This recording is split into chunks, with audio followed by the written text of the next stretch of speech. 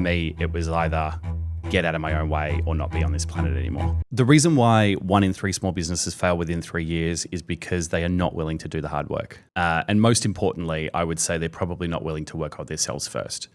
I had a ton of personal development to get me to even take the step to hit 6 figures in my business.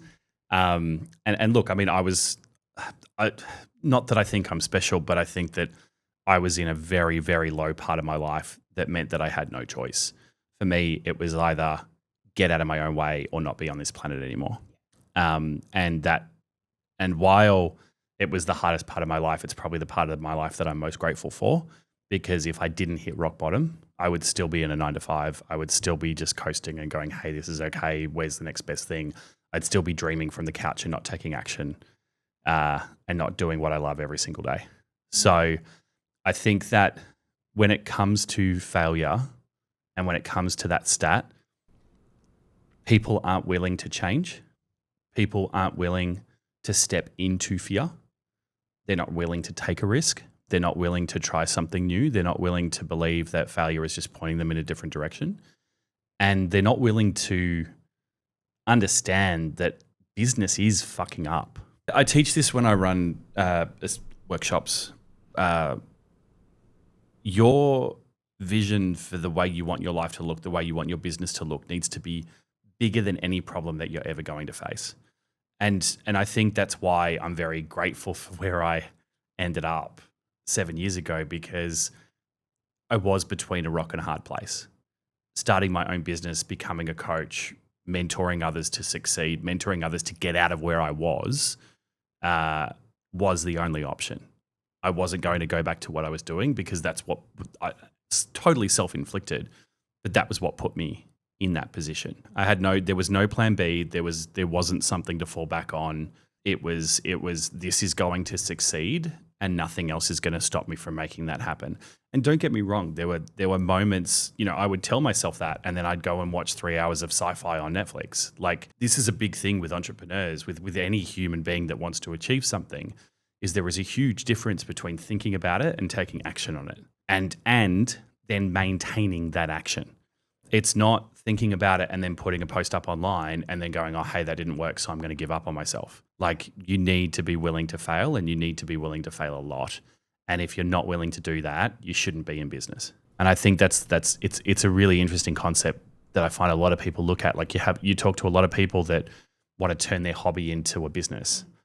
And then when they realize what it takes to run a business, they ruin their hobby. Like, they stop thinking about their hobby as a hobby. It becomes a pain in the ass because they're connecting it to something that they don't enjoy doing. And I think, again, it comes back to what we're talking about here, is that you need to make your business work for you. Like, you can make your hobby, you can make the things that you're passionate about the thing that you love, but you have to do it in the right way. You can't follow a cookie cutter method. You can't take 100% on board what someone else is doing in their business because they built it for themselves.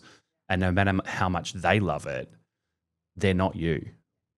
And you've got to bring it back to those, again, the values, the core of what you want to do with your life, and how do you fit a business into that. And I think that's where a lot of people get stuck, is when they want to get the business up and running, they want to make the business work. Yeah.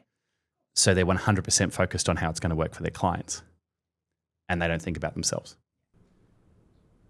Whenever we're faced with something that is considered a failure or is considered something going wrong, most people tend to believe it as truth and run away from it. So someone jumps online and goes, hey, look, Instagram's not working for me. Don't go on Instagram. It's dying. And again, I don't agree with this at all, but just to use it as an example. So don't market yourself on Instagram. And people start to believe that is truth. And so they go, shit, I'm on Instagram. Should I be thinking about other platforms? Should I be looking for other shiny new things? And you don't actually dive in and go, right, was the person posting often enough? Were they actually putting up great content? Did they have the same audience? Were they utilizing the right CTAs? You don't actually dive into the stats and the truth of it. You just believe that overarching opinion to be truth. And I think, we say it time and time again to the people that we work with and the people that come to our events, that you need to, no matter what information we provide, you have to determine your own opinion and figure it out for yourself. And we're there to guide people. We're there to support people. We're there to upskill people and make sure that they do succeed, but they need to do it on their own terms.